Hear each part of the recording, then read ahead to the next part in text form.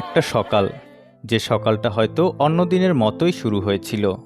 পরিবার ভেবেছিল মাছ ধরে একটু পরে বাড়ি ফিরবেন খাদিমুল, কিন্তু কে জানতো সেই যাওয়াটাই হবে শেষ যাত্রা। লালমনিরহাটের হাতীবান্ধা উপজেলার বনচৌকি সীমান্তে থেমে গেছে আরেকটি তরুণের প্রাণের গল্প। ভোরের আলো ফোটার আগেই সীমান্তের নদীতে মাছ শিকার করতে গিয়েছিলেন মোহাম্মদ খাদেমুল ইসলাম। ছিল না কোনো বড় স্বপ্ন, ছিল না কোনো বড় অপরাধের অভিযোগ। জীবিকার তাগিদে মাছ ধরতে গিয়েছিলেন তিনি, কিন্তু সীমান্তের ওপার থেকে আচমকা ছুটে আসে গুলি। অভিযোগ উঠেছে ভারতীয় সীমান্তরক্ষী বাহিনী বিএসএফের ছোড়াছড়রা গুলিতে ঝাঁঝরা হয়ে যায় খাদিমুলের মুখ, বুক আর মাথা।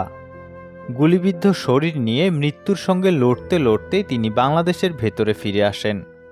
স্থানীয়রা ছুটে যান, স্বজনরা বুক ভরা আতঙ্ক নিয়ে হাসপাতালে নিয়ে যান তাকে। হয়তো মা অপেক্ষায় ছিলেন ছেলেটা ফিরে এসে ডাকবে, মা আমি এসেছি। কিন্তু হাসপাতালের বিছানায় শেষ হয়ে যায় খাদিমুলের জীবনের লড়াই। ফিরে এলেন ঠিকই, তবে নিথর দেহ হয়ে। সন্ধ্যা 7-8টার দিক ও মাছ মারার জন্য 2-3 জন সঙ্গ নিয়ে এই পাশেই নদী, বাংলাদেশ এবং ভারতের মাঝখান দিয়ে নদীতে মাছ মারতে গেলে ভারতের বিএসএফ লক্ষ্য করে তাদেরকে গুলি ছোড়ে। এলোপাতারি গুলি ছোড়ার কারণে খাদিমুল ইসলাম নিহত হয়।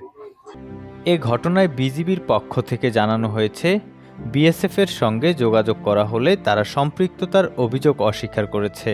তবে বিষয়টি তদন্ত চলছে এবং ব্যাটালিয়ন কমান্ডার পর্যায়ে পতাকা বৈঠকের উদ্যোগ নেওয়া হয়েছে। সীমান্তে এমন মৃত্যুর খবর নতুন নয়, কিন্তু প্রতিটি মৃত্যু রেখে যায় এক একটা পরিবারের আজীবনের কান্না, এক মায়ের শূন্য বুক। প্রশ্ন একটাই, সীমান্তে আর কত খাদেমুলের প্রাণ ঝরলে থামবে এই মৃত্যুর মিছিল? Desk report, Lalmonirhat news.